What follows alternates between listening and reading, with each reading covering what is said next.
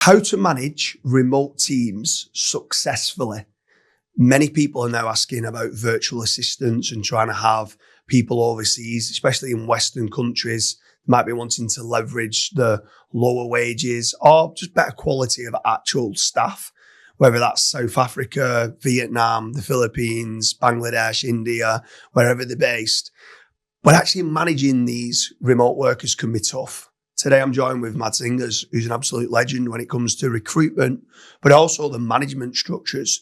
So I want you to jump straight in. How do you actually manage remote workers successfully? So the biggest part of it is it's honestly not much different than managing people face to face. The problem is most people also suck at that. And the thing is, when you're in an office with people, there's things that naturally happens that just doesn't happen remotely, right? So you have the sort of water cooler chats, you see people face to face. Like if you're in an office, you can see if someone is just sitting with their feet up and playing games on their phone, or if they're actually doing things, right? So there is certain things where it makes a big difference that people are in an office. But reality is most good managers manage just as well remotely as they do in-house, right? Or as they do in an office. So the biggest things for remote and where most people struggle is think about communication. So think about the conversations you don't have when you're not physically with someone else, right? Like a lot of business owners, a lot of managers are busy. They're always talking to people. But here's the thing. When you have a staff member, when you have a graphic designer, they often don't talk to many people. Some of the staff will literally talk to no one else than their boss. And when they've been sitting for 4 days and just sitting working on their own, and they haven't talked with a single team member, like that becomes very lonely, right? They don't feel they're part of a company. They feel, oh, I'm just doing something, but no one sees me, right? That's not encouraging for delivering great performance. That's not encouraging for getting the most out of people. So the first step is communication. How do you communicate with people? How do you make them feel part of a team, even if they aren't a particular big team, right? Like, how do you pull them in? How do you get the communication flowing? With regard to that, then, if you're wanting to run a successful remote team, then the communication, are you doing it that it's, because obviously the managers having all one-to-ones all the time, it's time consuming. We've obviously done a full episode about time management and stuff. Do you try to do it that doing group environments so at least they're getting a couple of touch points of communications, or do you think the managers need to have that one-to-one time with remote workers?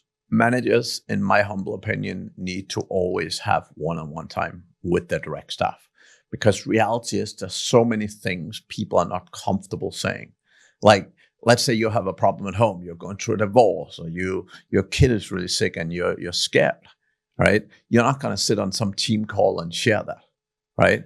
And here's the thing, if you never have the time and ability to share that with your manager, what do you feel like? They don't care, right? So reality is it's so critically important to have one-on-one time with your direct reports.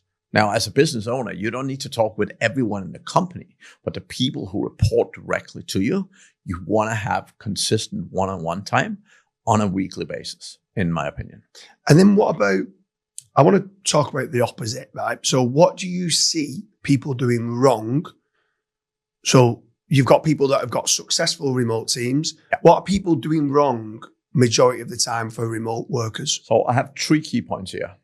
Number 1 is, if you do video calls, do video, right? A lot of people is like, oh, my staff prefer not doing video. And I'm like, right, because they're not comfortable with it, because they don't know you and they're not very comfortable with it. Do you know how you get them comfortable with it? By doing it. By doing it, yeah. Now, here's the thing. What about the day they need to get on a video call with a customer and they're not comfortable with it? Yeah. Right? That's not a good day, right? So again, communication is a skill. You want your team to grow their skill. If they're not comfortable being on video, that's a great indication they should be, right? And then with regards to, so you talk about the management side and dealing with the remote workers. Is there any tips and tricks for any software or anything like that you can be using to maybe track remote workers so they're being as successful as possible? Yeah, so not just remote workers, but generally, Hey Ramp is for me the favorite tool that we use to make sure we can manage our staff. So we track our one-to-ones. And then what it actually does is it roll all the one-on-ones up into performance reviews. So that way you have all the data, you have everything becomes very easy, right? But that's a great tool. But in general, the key thing I would focus on is making sure that one-on-ones throughout the company get tracked in a way where there's clear visibility. So as a business owner, you want to be able to know at any point, is my staff at any level getting the one-on-ones they need? Because if they aren't, that's a great indication of future failure, right? If a manager stops doing one-on-one, it doesn't mean the week after everything crashes. But when a manager has been doing one-to-ones for a month or multiple months, at some point you will see things drop off big time. So as a business owner, you really want to have the overview and you really want to make sure that these day-to-day management processes are being carried out on a consistent level. Is there any rule of thumb that you work to with regards to building a team? On a role-play a marketing team, majority of people that are watching this will be an entrepreneur that's in the marketing industry. And I'll tell you what I do, and then it'd be interesting to see what you would recommend with how many remote workers you would have versus in-house in the office. Yeah. So we generally now we employ in the UK. So wages are high, national insurance is high, taxes are high. And if I'm being honest with you, from a recruitment standpoint, there's not that many great people that we can get, right? So what we normally do is we normally make the UK our middle management kind of set up. We train them up, we develop them to become middle managers, and each UK member of staff can have 8 to 10 virtual assistants working underneath them. What would you say? So we've got a lot more now remote workers than we actually have in-house in the office. Is there any rule of thumb that you have for a marketing team of like what percentage of remote workers should you have versus in-house? Should you only have 6? Should you have 10? Like, or are you going to say, I don't want you just going, it depends. It depends. I know you was going to say it depends. No, so I mean, for our companies, right? So I've been running companies the last 12, 13 years. We have about 350 staff across the companies, and we're 100% remote. Right. So we've been 100% remote for the last, even way before COVID, right? So for the last 12 years or so. And key thing again, when you have good management, it doesn't matter that much. Now, again, there is certain things that just, the fact you can pull a couple of people, bring them in a room, sit down, go over things, that sometimes makes certain things easier, right? And we definitely try on occasion to get our teams who are remote, get them together, meet up. And I travel a lot, so I get around the world. I see a lot of the core staff we have in different places, right? So generally, there is definitely certain things to seeing people in person, for sure. And I wouldn't neglect that, right? But generally, my experience is from a high-level standpoint, business-wise, you can have people in-house, you can have them remote, and you can benefit in both ways, right? I want you to answer this in a passive-aggressive tone, right? And I don't want you to answer it saying, hire a mad singers, right? I want you to ask, there's certain people that come to me and they say, remote workers don't work. I've tried it a dozen times. They don't work. I've tried Vietnam. I've tried Philippines. I've tried South Africa. VAs just do not work. What would you say to that person? Generally, lack of management skills, right? So I'll flip the script here, and I'd say we have one VA in our company who have been with a client for, I think, 8-9 years. And today she's the CEO of the e-commerce business, right? Like she runs the entire company, right? And this is a lady that started out being $400 a month. Today, she runs the company. She's making about 10, 11 grand a month or something now, which is pretty good for the Philippines. But like, again, they treated her like a regular employee. The biggest issue I see is business owners and managers treat offshore staff as offshore staff. They treat cheaper labor as cheap labor. And here's the thing. If you treat cheap labor as cheap labor, guess what you're getting, right? Reality is people are resources, right? Like from a business standpoint, people are resources. When I look at my team, every single one is a resource. And I don't care where they're placed. I'm going to, as a manager of these people, I'm going to put in the effort to get the most output of these people. And there's people anywhere in the world who are great. Now, is it maybe more difficult if you're in the US or in the UK? Is it more difficult to hire someone in the Philippines or in South Africa the first time? Sure, because it's a different culture. There's different aspects, right? But reality is, if you're good at hiring and if you're good at managing, you will get similar output hiring remotely as you will in an office. Now, the big differentiator is, are you good at managing, right? Because the core aspect is that if you're not good at managing, remote becomes a lot harder, right? So learning to become a good manager, learning to become a good leader is very, very critical for succeeding, both with remote staff, but also in-house. But the effect of bad management shows much more aggressively at a remote team.